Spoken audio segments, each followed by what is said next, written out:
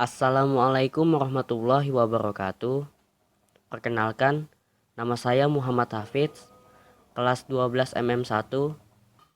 Di video kali ini saya akan menceritakan tentang asal-usul padi di masyarakat Modang. Konon, dahulu kala di Sungai Kenjin, di mana orang-orang Dayak Modang berasal, seorang kepala suku Modang bermimpi untuk mendapatkan benih padi yang baik. Harus mengorbankan darah gadis kemudian dicampur dengan benih-benih padi agar memiliki jiwa dan roh.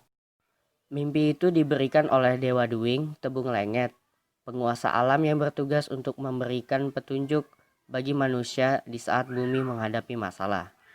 Dewa ini juga menerima perintah dari Tuhan pencipta alam, Pok Jekea.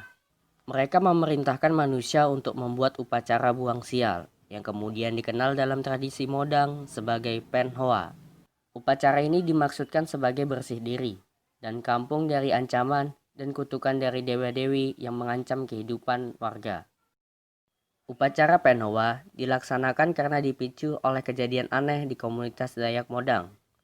Selama 5 tahun, mereka tidak bisa memproduksi pangan. Setiap menanam padi, tumbuh ilalang. Pisang menjadi pisang hutan. Tebu menjadi rumput gajah.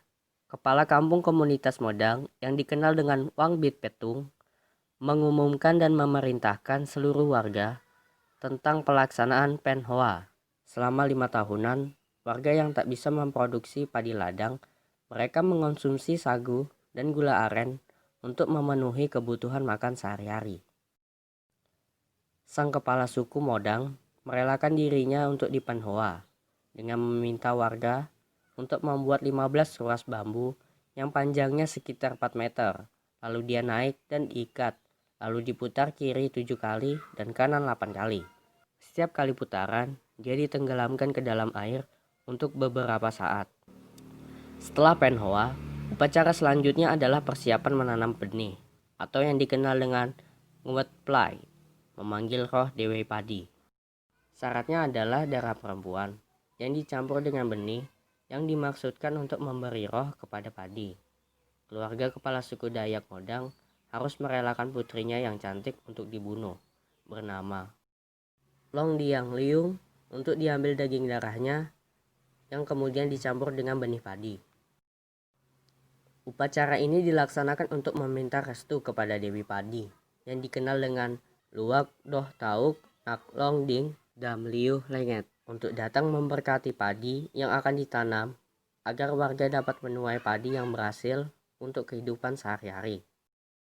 Di saat upacara masih berlangsung, ketika para penariwan atau hudok topeng mengait roh padi dari kayangan di 4 penjuru angin untuk hadir di tempat upacara agar padi mereka dipastikan tidak rusak lagi.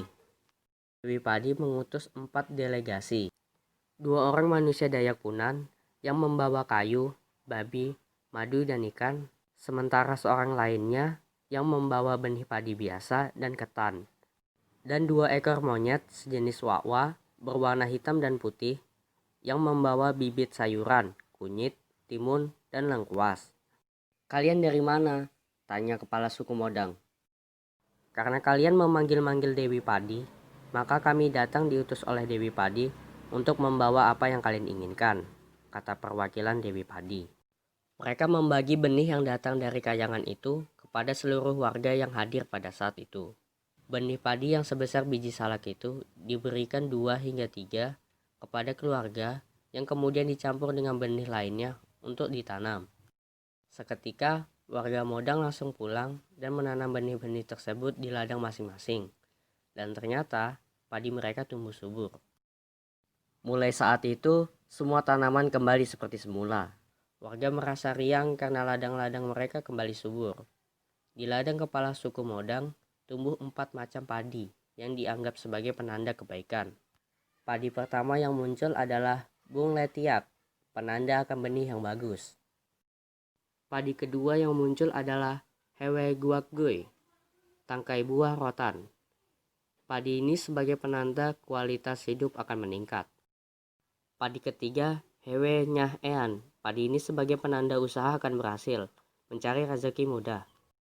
Dan yang keempat, padi Plai Tejuk, padi paling tinggi, atau yang dikenal sebagai Raja Padi.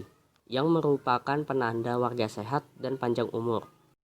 Setelah 4 macam padi itu tumbuh matang, warga mencabut sampai ke akar-akarnya, kemudian dibawa ke kampung, lalu mereka membuat upacara besar-besaran. Mereka pesta selama 7 hari 7 malam dengan menyembelih binatang seperti babi dan ayam. Darahnya lalu dicampur dengan benih padi yang kemudian akan ditanam pada musim tahun berikutnya. Sebagian dicampur dengan benih yang akan ditanam, sebagian lainnya disimpan dalam lubung padi. Hingga kini, orang-orang Modang jika menanam benih selalu dicampur dengan darah, minimal darah ayam jago. Sekian ceritanya. Jika ada salah kata mohon maaf. Wabillahi taufik wal hidayah. Wassalamualaikum warahmatullahi wabarakatuh.